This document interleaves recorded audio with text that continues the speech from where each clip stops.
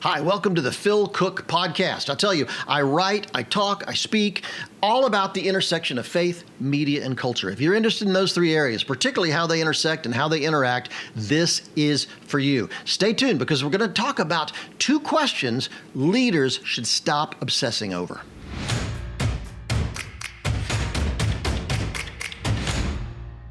Again, I'm Phil Cooke. Welcome to this podcast. I'm so excited you're here. Let me tell you, when you share these podcasts, let me just throw this in. When you share these podcasts with other people, it makes such a big difference. I get so many emails from people saying, hey, Phil, this guy sent me this podcast. A friend of mine sent me your podcast, and I listened to it and had a huge impact on the way I'm leading my nonprofit or my church or my ministry organization or even my business. And so I'm so grateful that you're willing to share these with people. You know, every episode I do is something that you probably know someone who's wrestling with this issue right now. And so if you go through the list of my podcast episodes, whether you do it on iTunes, whether you do it on YouTube, wherever you prefer to watch or listen to my episodes, if you look at those titles, I bet you can think of someone who's wrestling with an issue like that right now. And what an incredible service you could be. What a blessing. What an incredibly positive thing you could do for someone if you shared that topic with them and said, hey, friend of mine, Phil Cooke, shared this topic with me and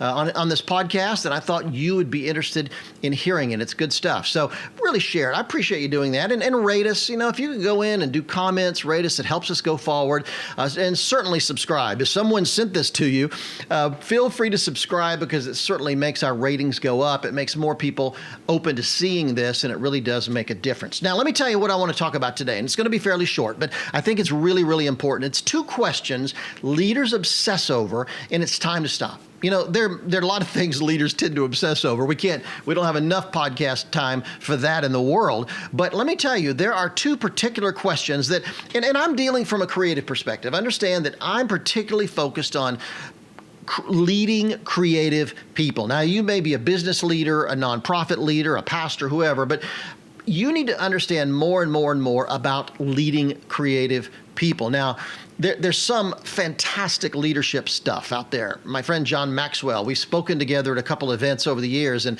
I'm so thrilled whenever I'm around him or at a meeting with him. It's just inspiring to hear him talk. I mean, he can rattle stuff off the top of his head, and he's probably been certainly the most influential leadership teacher in my life, and I think in the lives of most people out there. Patrick Lencioni is another one. There's so many people out there. I have close friends like Rob Hoskins at One Hope that's just taught me so much about leading an organization and accountability and outcomes and things like that. So leadership is important. However, in spite of this ocean of leadership resources out there, there's not that much on leading creative people. And I'll tell you, we live in a digital age. We live in an information society, and creative people have more and more and more influence than ever. You can't be a leader today and not deal with a website. You can't be a leader and not deal with the designer for your logo, your business cards, your church name or your nonprofit name or your business name, your agency name. All these kind of issues directly impact the life of a creative person. Maybe you want to do a book and you need help writing or editing or designing the cover.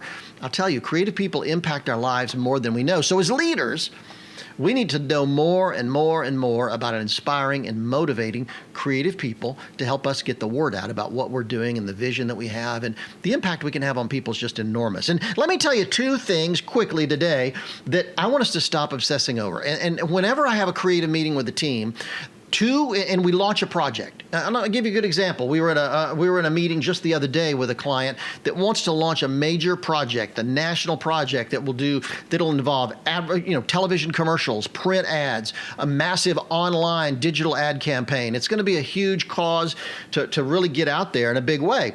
But 2 things that didn't come up in this meeting that I think were great, and I'd like you to stop bringing them up, certainly in the early stages, are 2 simple questions. How much will it cost, and when will it be ready?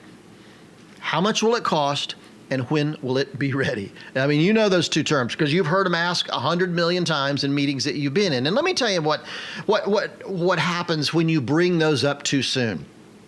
When you bring up how much does it cost, suddenly everybody's going to think, we can't go over budget. Obviously, he must not have that as much money as we'd like, or we better be careful with the budget level of whatever ideas we're pitching. And when you talk about how soon can it be delivered, when you talk about, when will it be ready, Then you start thinking, I've got to come up with ideas that can be delivered pretty quick. He's got a fast deadline. And let me tell you, answering both those questions eliminates an enormous number of possibilities. Now, let me just say at this point that, yeah, budgets are important. I get that. Delivery dates are important. I get that. Who was it? Was it Steve Jobs that said it's not creative unless it ships? Maybe it was Seth Godin. I don't know. But I get it. If something doesn't ship, I don't care how creative you are, if you can't deliver it, you failed. And if we can't bring it in under budget, we've failed. I just think that those things are important. However, when we bring up those questions too soon in the process, it immediately starts cutting off a huge swath of potential great ideas. Really great ideas. So let's think about that for a minute. How much will it cost? When will it be ready? Just don't bring them up in the initial conversation. I bring my team together, and like this meeting I had yesterday with a client about this new advertising campaign and this big movement we're going to try to help them launch. I'm going to bring my team together later today and talk about this. But guess what? I'm not going to bring up budget. I'm not going to bring up delivery dates. I'm not even going to cross that path because I want their best ideas. I want their best ideas. Of course, I may not be able to afford Beyonce standing on Mount Everest singing the theme song. Of course, I probably can't afford that, but I want that thrown in. I want all the wacky ideas, all the possibilities, all the great ideas, the not so great ideas. I want them on the table. And I don't want budget concerns and considerations to eliminate what could potentially happen should we be able to pull something off. In the same way with delivery dates. I don't want people to say, well, I'd like to come up with this great idea, but we got to do a quick delivery date, so let's just come up with something fast. I mean, how many times I know in commercials, instead of doing a dramatic piece or bringing in a celebrity or a big actor or a big personality, and I said, oh man, it's the delivery date's got to be so soon. Let's just write a quick voiceover and just do a VO thing and be done with it. Well, that just cut out a whole lot of possibilities for that client in that commercial. Now, where I learned these techniques was from a guy named Peter Block. Peter Block wrote a book called The Answer to How is Yes. The Answer to How is Yes. It's a terrific book, and I'd encourage you, go get it. We'll put a link in the show notes. But I just think The Answer to How is Yes was a book that, I have to say it's maybe one of the 5 to 10 books that profoundly changed my life. I'm just going to tell you that right now. And, people from time to time, they'll email me and say, Phil, give me what's a book that really had a big impact on your life? Let me tell you, that's one. The Answer to How is Yes by a guy named Peter Block, B-L-O-C-K. He's an educational consultant, just a brilliant, brilliant guy. And he brought up these issues. The first time I'd ever thought about him, and this must be 20 some years ago when I first read his book. And it really came to my mind how demoralizing these can be. In fact, he was quoted. I have a quote here. He says, the most common rationalization for doing things we do not believe in is that what we desire either takes too long or costs too much. Now, let me say that a little bit better. Let me say that in a better way here. The most common rationalization for doing things we do not believe in is that what we really desire, we believe that what we really desire takes too long or costs too much. One of Peter Block's big issues, and I could not agree with him more, is we just don't do things we believe in. We just don't do things that are really priorities for us. I mean, how many times do you have your list of things I'd like to do, the things I really believe in, I think could potentially change the world, but we just don't do that because, we don't have the funding for that yet. That would take too long. I can't possibly pay for that. I don't know the people that could help me pull that off.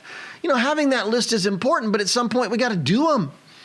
We keep rationalizing that list away because we think, it'll cost too much and it'll take too long. I'm just here today with a little motivation for you. Get that list out.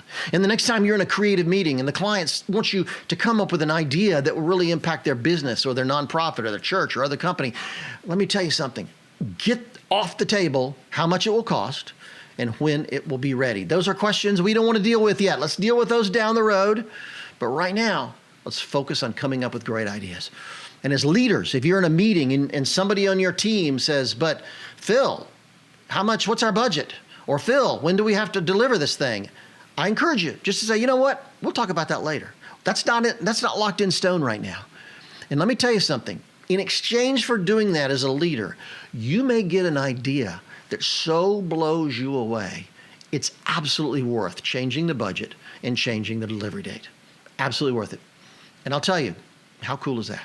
How cool is that? How often do we truly get ideas that take our breath away? How often do we get ideas that we think, this is worth rethinking everything for? I'll tell you, and the only way to do that is take the questions off the table. How much will it cost and when will it be ready? We'll deal with those down the road.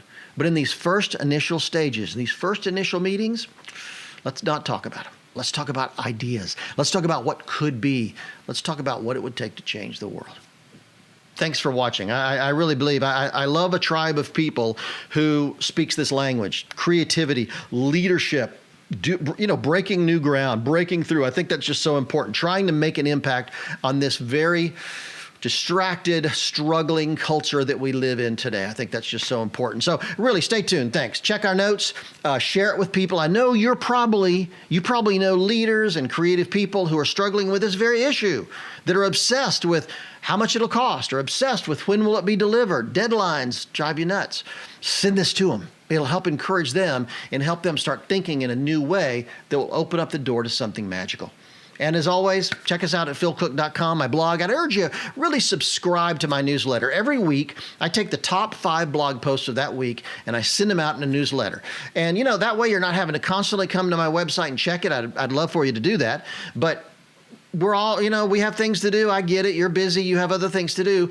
And if you'll just subscribe, if we go to my website, philcooke.com, Cooke with an E, subscribe. I think it's at the top right corner. Just look up there, subscribe to the newsletter, and we'll just send you every week. We'll send you the top 5. We're not going to inundate you with emails. I think that's important. But every week we'll send you the top 5 blog posts of that week, or a highlight of something that we've done, maybe a blog post, maybe an event, something that we've done that I think would be significant for you to hear or see.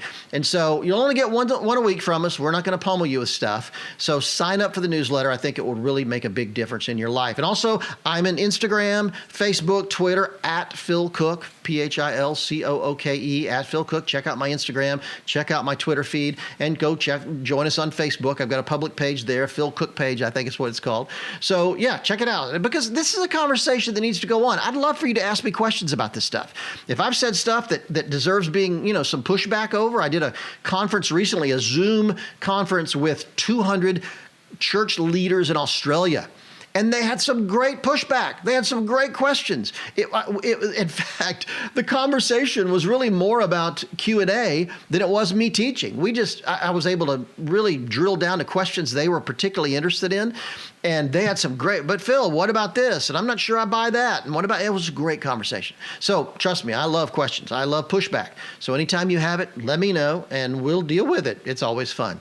Love to see you. Thank you so much for joining us again. And we'll see you on the next episode.